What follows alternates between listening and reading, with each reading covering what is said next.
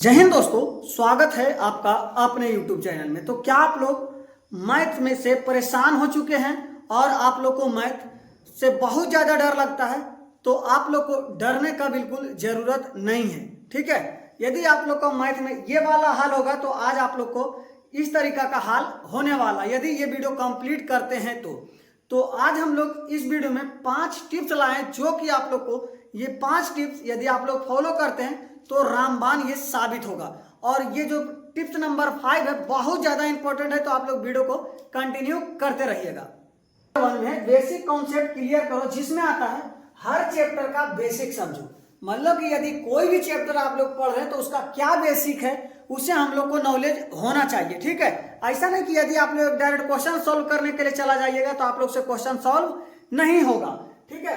तो हर चैप्टर का बेसिक समझो, जैसे कि सूत्र क्यों बना, कहां से आया। जैसे कि आप लोग से एक उदाहरण देते हैं कि a प्लस बी का होल स्क्वायर। यदि आप लोग को बहुत जगह पढ़े होंगे a square plus B square plus 2ab, लेकिन आपको यदि जानकारी होगा कि ये कहां से आया तो ये आप लोग को बहुत ज्यादा बेहतरीन होगा, ठीक है।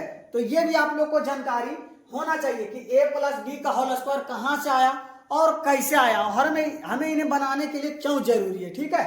उसके बाद दूसरा नंबर बोलता है कि अगर कोई टॉपिक समझ नहीं आ रहा है तो छोटे छोटे एग्जाम्पल से शुरू करो। मतलब कि टॉपिक नंबर 1 का पॉइंट नंबर 2 में आप लोग को कहना है कि अगर जैसे आपका कोई टॉपिक हो, आपको समझ में नहीं आ रहा बड़ा क्वेश्चन में, तो छोटा छोटा क्वेश्चन लीजिए, ठीक है। जैसे कि आप लोग बचपन में पढ़ते होंगे कि 2 3 4 6 3 2 प्लस 8 9 3 2 4 6 3, इस तरीका का जोड़ आपको दिया जाता था तो आप लोग को बिल्कुल समझ में नहीं आता था।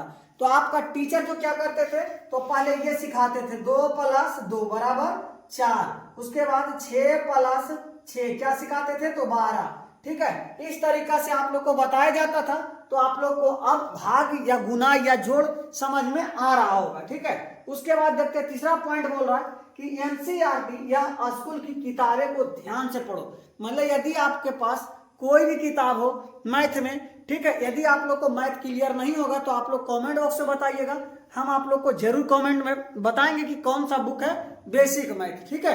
तो जैसे आप लोग को यहाँ पे कुछ किताब दिख रहा होगा, वहां से आप लोग को ये सभी बेसिक बुक है, यहाँ से आप लोग परचेस कर सकते हैं, ठीक है। तो चलिए हम लोग यहाँ तक आप लोग को टॉपिक नंबर 1 क्लियर हो गया होगा। 2 ज्यादा से ज्यादा प्रैक्टिस करो। उसके बाद इसमें आता है कि रोज कम से कम 20 से 30 सवाल हल करो। मतलब कि आपको प्रतिदिन 20 से 30 सवाल को हल करना है, ठीक है। उसके बाद आता है सबसे पहले, जैसे देखिए आपको सबसे पहले इजी क्वेश्चन को सॉल्व करना है, उसके बाद उससे बड़ा, ठीक है, उसके बाद सबसे हार्ड, ठीक है। जो कि यहाँ पे हम लिखे इजी, मीडियम और हार्ड लेवल वाले क्वेश्चन को स्टेप बाय स्टेप क्लियर करो, ठीक है। उसके बाद आपका आता है प्रीवियस ईयर पेपर। मतलब कि कोई भी आप एग्जाम की तैयारी कर रहे होंगे तो उसका प्रीवियस ईयर क्वेश्चन रहता है, ठीक है।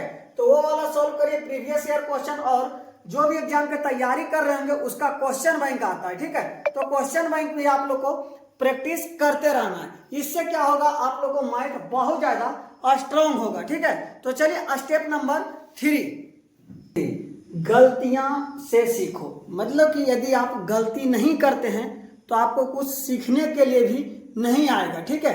तो मनुष्य से गलती होना भी बहुत ज्यादा जरूरी होता है।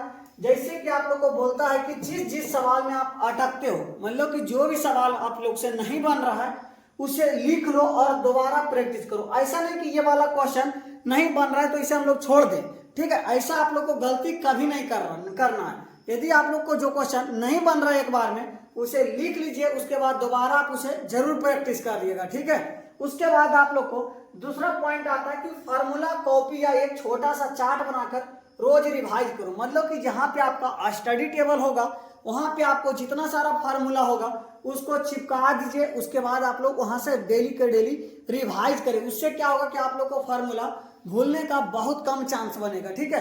तो ये सभी बात आप लोग को बिल्कुल ध्यान रखना है, और आई होप आप लोग को टिप्स नंबर 3 आप लोग को क्लियर होगा। तो चलिए हम लोग देखते हैं टिप्स नंबर 4। चलिए तो टिप्स नंबर 4, टाइम मैनेजमेंट। यदि आप लोग को टाइम मैनेजमेंट नहीं होगा तो आप लोग को कोई भी एग्जाम क्लियर नहीं होगा। तो इसमें टॉपिक नंबर 1 बताता है कि रोज मैथ के लिए कम से कम 1 से 2 घंटा फिक्स करो। मतलब कि यदि आप लोग कुछ भी कोई भी विषय पढ़े या ना पढ़े, लेकिन आप लोग को जो भी विषय स्ट्रॉन्ग करना होगा उसे हम लोग 1 से 2 घंटा मैथ को प्रतिदिन आपको देना ही होगा, ठीक है। उसके बाद बोलता है हर टॉपिक के बाद 5 से 10 सवाल टाइमर लगाकर स्पीड टेस्ट करो। जैसे कि यदि आप लोग कोई भी चैप्टर पूरा क्लियर कर चुके हैं, उसके बाद टाइमर लगाकर 5 से 10 क्वेश्चन प्रैक्टिस कर सकते हैं, ठीक है। तो आई होप आप लोग को टॉपिक नंबर 4 ये आप लोगों को क्लियर होगा। तो ये जो है टॉपिक नंबर 5 बहुत ज्यादा इंपॉर्टेंट है, तो आप लोग को बिल्कुल ध्यान रखना है। माइंड टेस्ट स्ट्रॉन्ग, ठीक है, जो कि मैथ डरने की नहीं प्रैक्टिस का सब्जेक्ट है, ठीक है। आप बहुत सारे लोग मैथ से डर जाते हैं, जो कि मैथ बिल्कुल डरने का विषय नहीं है, ठीक है। उसके बाद रोज थोड़ा थोड़ा करोगे तो कॉन्फिडेंस अपने आप बढ़ेगा। मतलब कि मैथ जो है डेली का मतलब कि स्ट्रेटजी कोई बना लीजिए, उसके हिसाब से आप लोग को मैथ को फॉलो करते चलिएगा, ठीक है। आप लोगों को कोई भी काम लगातार करते हैं तो उससे क्या होगा, बेहतरीन आप लोग को रिजल्ट हो दिखाई देने का समय आएगा, ठीक है। तो चलिए आप लोग बताइएगा कि ये वीडियो आप लोग को कैसा लगा। यदि आप लोग को वीडियो पसंद आया होगा तो वीडियो को लाइक कीजिएगा, और यदि हमारे चैनल पे नए होंगे तो चैनल को आप लोग जरूर सब्सक्राइब कीजिएगा। तो चलिए मिलते हैं नेक्स्ट वीडियो में, जब तक के लिए जय हिंद।